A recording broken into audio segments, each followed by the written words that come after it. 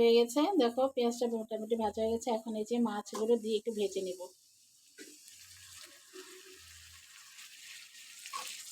পেঁয়াজের সাথে মাছটা একটু ভেজে নেব বন্ধুরা, তাহলে মাছের যে একটা ফ্লেভার সেটা কিন্তু সম্পূর্ণ বেরিয়ে আসবে।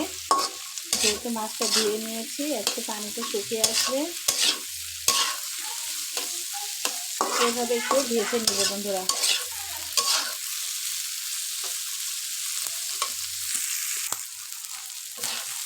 তো বন্ধুরা ভাজাটা কিন্তু হয়ে গেছে। এখন এখানে আমি একটু পানি অ্যাড করে দিব।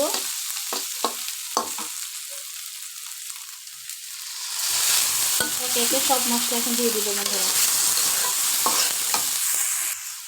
আদা রসুন বাটা দিয়ে দিচ্ছি বন্ধুরা।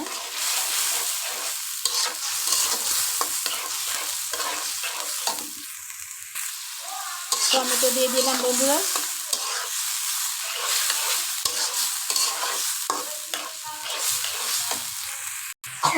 বন্ধুরা এখানে মরিচের গুঁড়ো দিয়েছি 1.5 চামচ, স্বাদ মতো লবণ দিয়েছি, সচের গুঁড়ো, ধনের গুঁড়ো, জিরা গুঁড়ো একসাথে দিয়ে দিয়েছি 1.5 চামচ, হলুদের গুঁড়ো দিয়েছি, মরিচের গুঁড়ো 1 চামচ, হলুদের গুঁড়ো 1 চামচ, সবটা দিয়ে এখন ভালো করে মিক্সড করে নেব বন্ধুরা। প্রথমে একটু কষিয়ে নেব ঢেকে।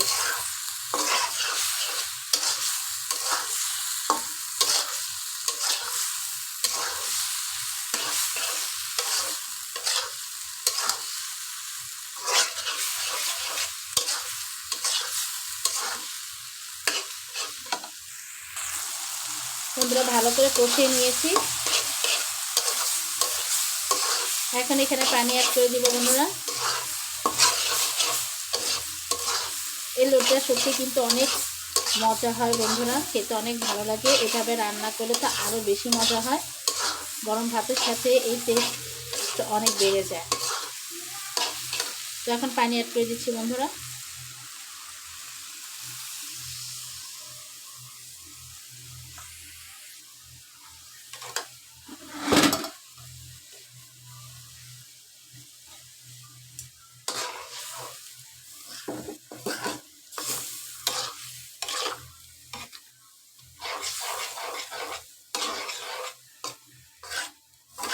চুলার আঁচটা মিডিয়াম রেখে এখন রান্না করব বন্ধুরা, যাতে নিচে পুড়ে না যায় আর পারফেক্ট রান্নাটা হয়। এখন এখানে ধনে পাতাটা দিয়ে দিব উপর দিয়ে ছিটিয়ে।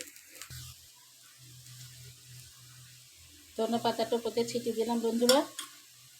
ধনে পাতার শাকটা কিন্তু অনেক মজা হয়। ধনে পাতা দিয়ে একটু নেড়ে চেড়ে ঢেকে দিব। এখন বেশি একটা সময় লাগবে না বন্ধুরা, মিডিয়াম আছে 3 থেকে 4 মিনিট চুলায় রেখে দিব, তাহলে দেখবে পারফেক্ট রেসিপি হয়ে গেছে। লোটটা শুটকির ভুনা রেসিপি। একটু নেড়ে চেড়ে দিব।